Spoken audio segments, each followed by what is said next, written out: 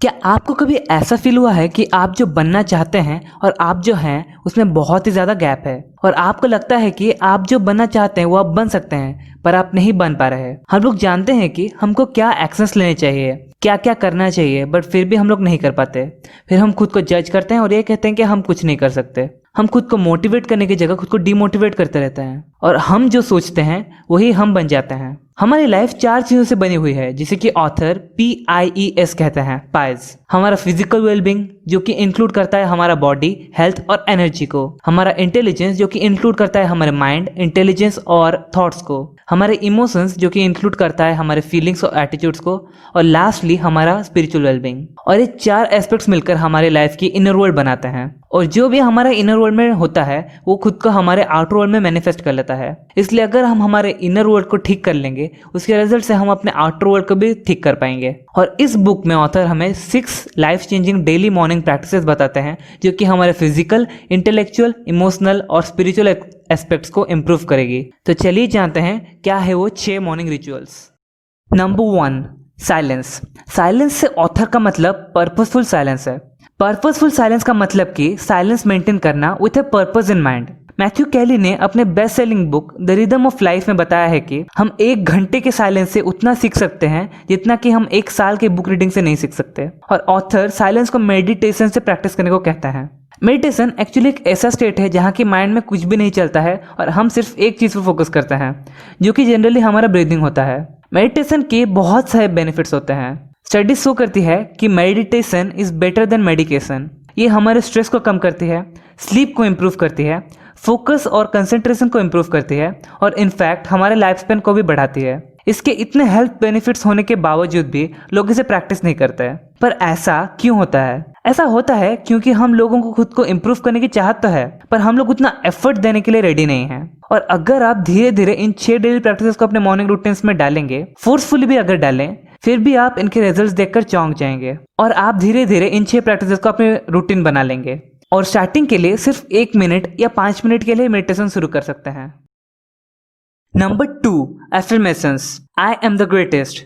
इस वर्ड्स को मोहम्मद अली ने खुद को बार बार रिपीट किया और इवेंचुअली वो बन भी गए। एफर्मेशन बहुत ही इफेक्टिव टूल है इजीली और क्विकली वो इंसान बनने का जो आप बनना चाहते हैं। हर इंसान जैसे भी सोचता है, बिहेव करता है, रिएक्ट करता है, उससे उसके दिमाग की प्रोग्रामिंग होती रहती है, वो भी एक सबकॉन्शियस लेवल पर। हमारे प्रोग्रामिंग बहुत सारी चीजों से इन्फ्लुएंस होती है, जैसे कि हमें दूसरों ने क्या कहा है, हमने खुद से क्या कहा है और हमारे लाइफ एक्सपीरियंसेस से। हमारा प्रोग्रामिंग ही डिसाइड करती है कि हम लाइफ में खुश होंगे या दुखी, हम सक्सेस पाएंगे या हम एक फेलियर बनेंगे। पर गुड न्यूज ये है कि हम हमारे प्रोग्रामिंग को बदल सकते हैं, इम्प्रूव कर सकते हैं। हम खुद को ऐसे प्रोग्राम कर सकते हैं जिससे कि हम हमारे फियर्स, इनसिक्योरिटीज, बैड हैबिट्स और कोई भी सेल्फ लिमिटिंग बिलीफ को डिस्ट्रॉय कर सकते हैं। हम एफर्मेशंस को यूज करके हमारे ब्रेन को सबकॉन्शियस लेवल पर रिप्रोग्राम कर सकते हैं। बार बार रिपीट करने से आपका सबकॉन्शियस माइंड उस पर भरोसा करने लगता है और इवेंचुअली उसको आपकी रियलिटी में मैनिफेस्ट कर देता है।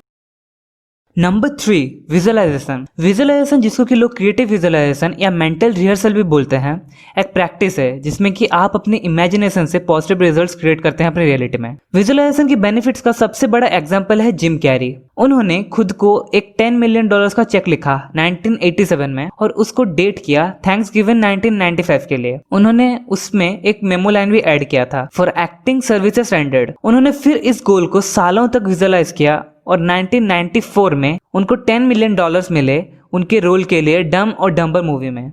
मोस्टली सबके दिमाग में इमेजिनेशन चलता रहता है पर हम उसको एक्टिवली चूज नहीं करते, जिसकी वजह से कि मेजॉरिटी लोग के दिमाग में फेलियर के विजुअलाइजेशन ज्यादा चलते रहते हैं। तो जानते हैं कि कैसे सही से विजुअलाइज करें। लॉजिक, लिमिट्स और प्रैक्टिकल होने की बात भूल जाइए और सोचिए कि अगर आप कुछ भी अचीव कर सकते तो आप क्या अचीव करना चाहते हैं। आपके मेजर गोल्स, डीपेस्ट डिजायर्स और आपके इम्पॉसिबल ड्रीम्स सबको विजुअलाइज कीजिए। आपके सारे सेंसेस को यूज करने की कोशिश कीजिए। उस इमेजिनेशन में टच इंक्लूड कीजिए, स्मेल इंक्लूड कीजिए, साउंड इंक्लूड कीजिए, क्लैरिटी इन्वॉल्व कीजिए। आप जितने सेंसेस इन्वॉल्व करेंगे आप उतने अपने गोल्स को अचीव करने के क्लोज आ पाएंगे। अब आप विजुअलाइज करें कि आपको क्या करना पड़ेगा उस गोल को अचीव करने के लिए। आपको क्या क्या एक्शंस लेने पड़ेंगे, आपको क्या क्या डिसीजंस लेने पड़ेंगे, आपको क्या क्या सेक्रीफाइस करना पड़ेगा। सब कुछ इमेजिन कीजिए, हर डिटेल को अच्छे से इमेजिन कीजिए। फिर लास्ट में विजुअलाइज कीजिए कि आप अपने गोल्स को पूरा करने के बाद कैसा फील करेंगे, कितना खुश होंगे, आपकी स्माइल, आपकी हैप्पीनेस को फील कीजिए। इस तरीके से आप विजुअलाइजेशन से खुद के ड्रीम्स को बहुत ही इजीली अचीव कर पाएंगे।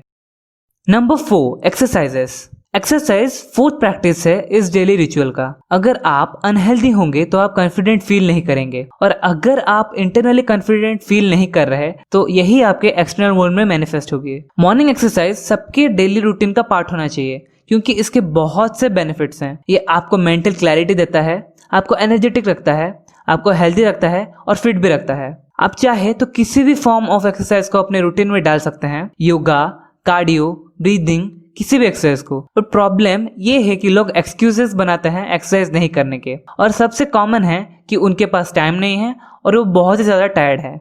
और ये दोनों एक्सक्यूजेस को आप इजीली मॉर्निंग एक्सरसाइज से बीट कर सकते हैं, क्योंकि सुबह आपके पास सबसे ज्यादा टाइम होता है और आप सबसे ज्यादा एनर्जेटिक फील कर रहे होते हैं। Number 5, reading.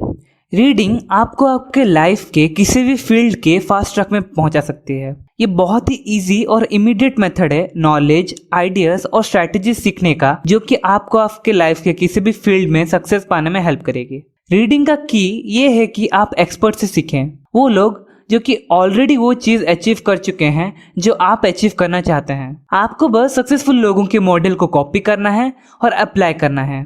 बहुत लोग कहते हैं कि सेल्फ हेल्प बुक्स उनके लिए नहीं है, पर उनको नहीं पता है कि वो एक बहुत ही इनक्रेडिबल सोर्स ऑफ नॉलेज को मिस कर रहे हैं। जैसे कि ब्रायन ट्रेसी ने कहा है, the one who does not read is no better than the person who can not read. Author कहते हैं कि खुद से एक कमिटमेंट करें कि आप रोज कम से कम 10 पेजेस पढ़ेंगे, और ये रूटीन आपका सिर्फ 15 मिनट लेगा पूरे दिन का। चलिए एक बेसिक कैलकुलेशन करते हैं। अगर आप 10 पेजेस रोज पढ़ते हैं तो पूरे साल में 3650 पेजेस पढ़ेंगे, और ये लगभग 200 पेजेस की सेल्फ हेल्प बुक्स होगी। और आपको क्या लगता है कि क्या आप अगर एक साल में 18 सेल्फ हेल्प बुक्स पढ़ लेंगे तो आप पहले से ज्यादा नॉलेजेबल, मोटिवेटेड और कॉन्फिडेंट होंगे? Obviously yes. आप उस इंसान से बहुत ही ज्यादा आगे पहुंच जाएंगे जो कि बिल्कुल भी बुक्स नहीं पढ़ता।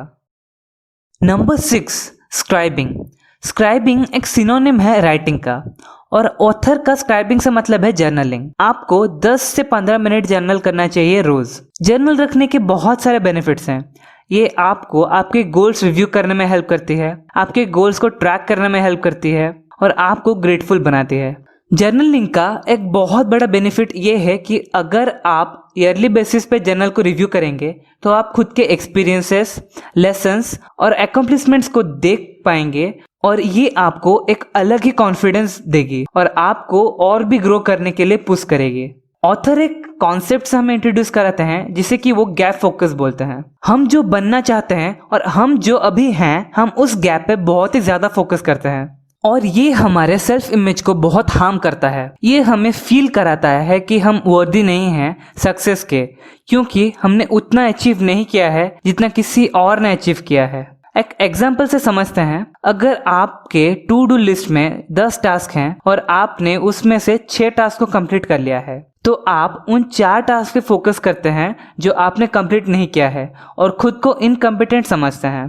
तो गैप फोकस का जर्नलिंग से क्या लेना देना?